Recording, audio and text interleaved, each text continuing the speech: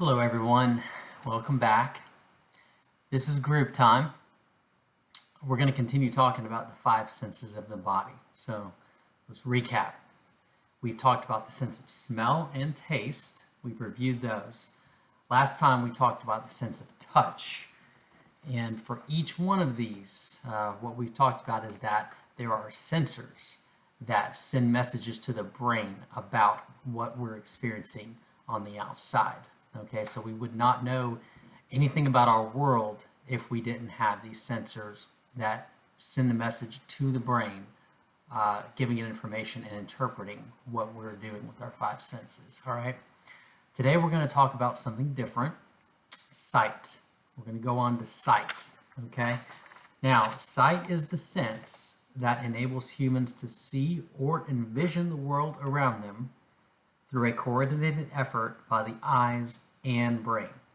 Okay, so it's the sense that allows us to see the world around us, envision the world around us, using both our eyes and our brain. The human eye, we call it the eyeball, right? Why do we call it the eyeball?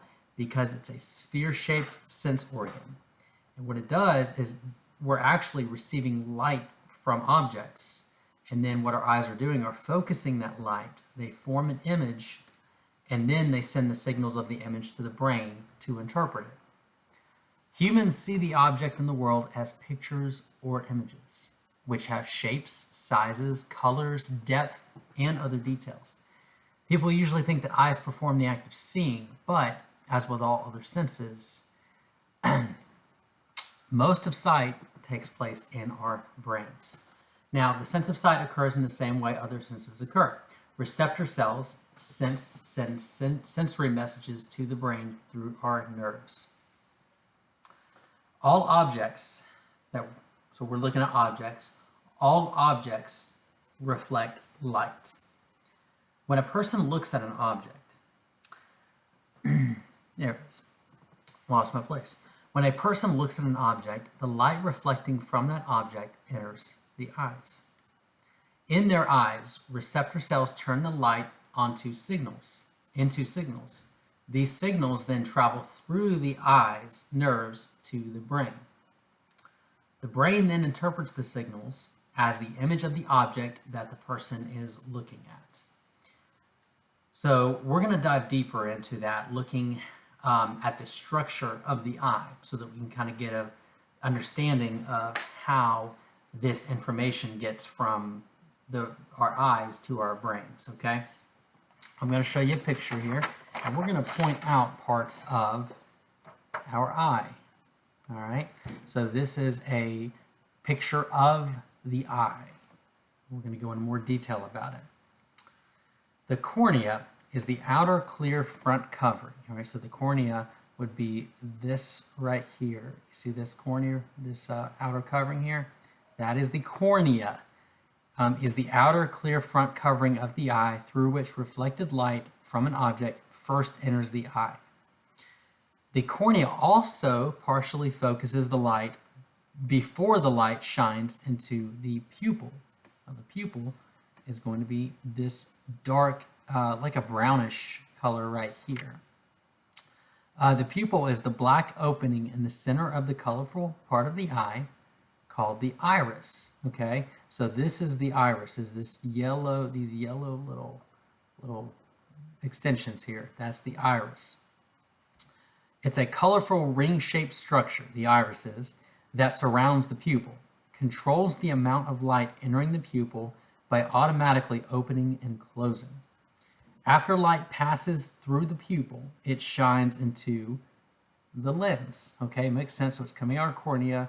It goes through our pupil right here. This opens and closes, and it goes into our lens. This is our lens. It is a clear structure similar to the lens in a camera, which focuses the light even more. The focused light then passes through the spherical inner chamber of the eyeball called, this right here where the pink is, the vitreous body, which is filled with gel-like substance called vitreous humor. All right, so this is the vitreous body. The gel-like substance in it is called the vitreous humor. All right. After the focused light passes through the vitreous humor, the light then forms an upside-down focused image of the object at the back of the inner eyeball. So the spot we're looking at is this blue right here, because this is the back of the inner eyeball. And we're noticing that as light comes in, it keeps getting more and more focused, right? So that's the thing, is to drill down. We're getting a lot of light in our front of our eyes here, and we're just trying to focus it into something that our brain can understand. So we talked about it's coming to this very back section here. What is this called? The structure on which the upside down image forms is the retina. It's this blue little, like, looks like a little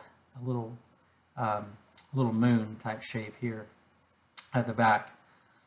This is a light sensitive inner lining of the eyeball composed of nerve tissue and receptor cells. Receptor cells. That's what we've been talking about this whole time. We've been doing 5 senses.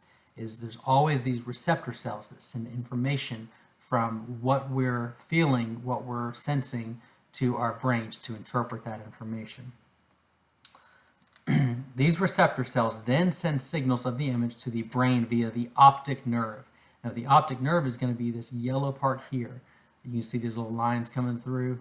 That is the optic nerve. It's a large nerve that connects the eye to the brain. The brain receives these signals and interprets them as the seen object.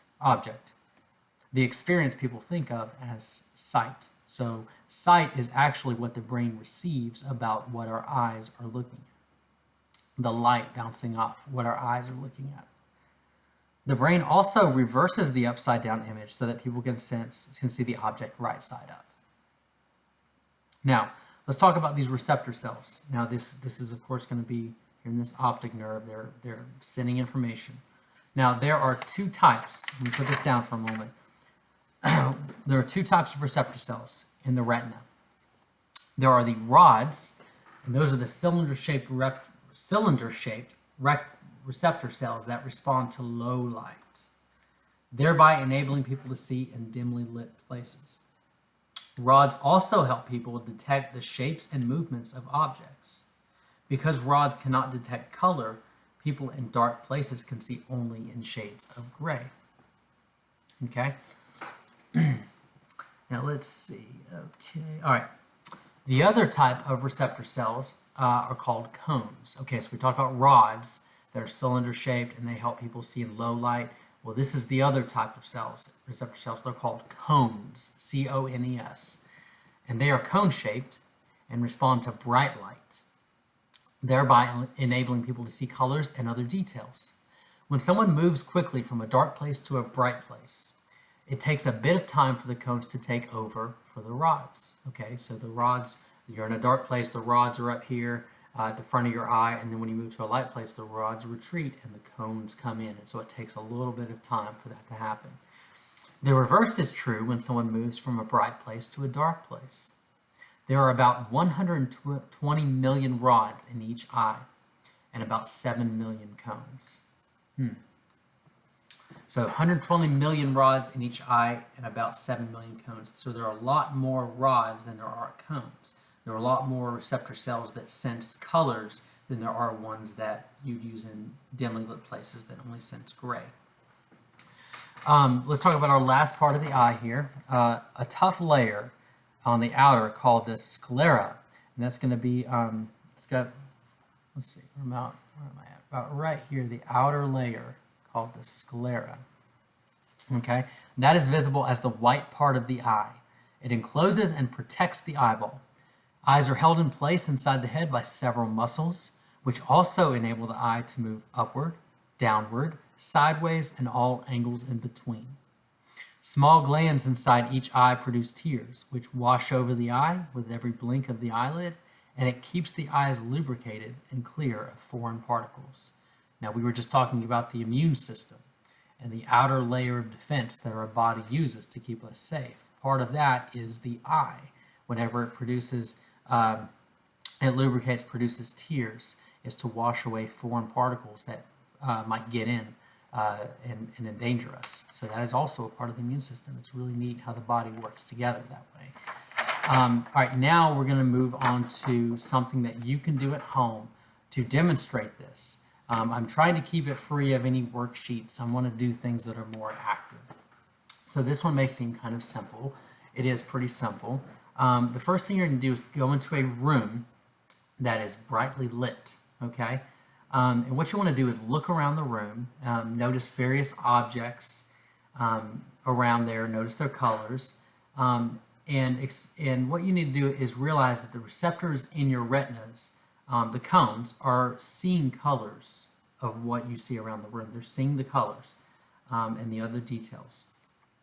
After you look around, you're going to darken the room. So pull down shades, turn off lights, and pull down blinds, curtains, and then just watch, see what happens with your vision after a few minutes. Okay, you're going to notice a change. All the colors are going to begin to go away, and you're just going to see gray.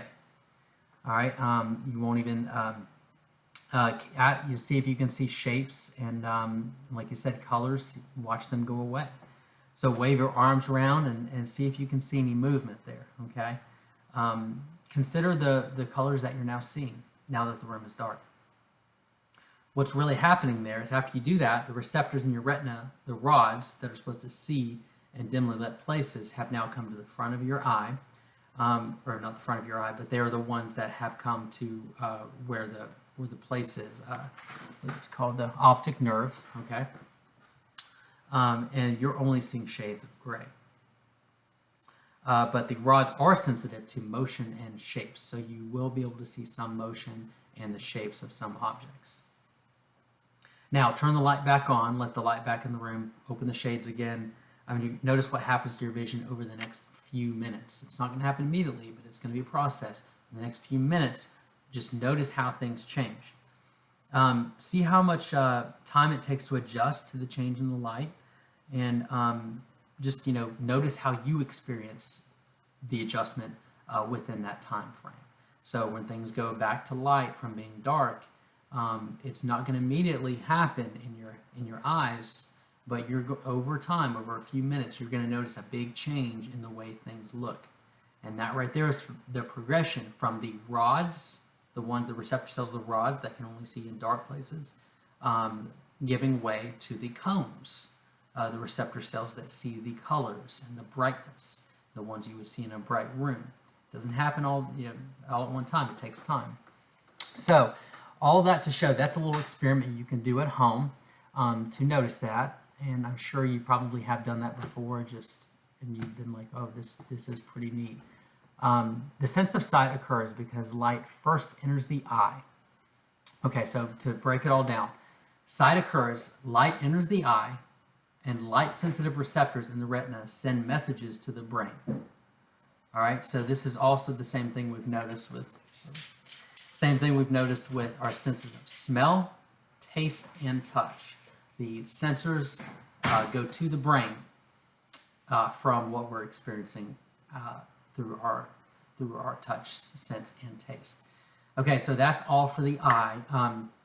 If you would like to know more about how the eye and the brain work together, I have included a companion video to this lesson.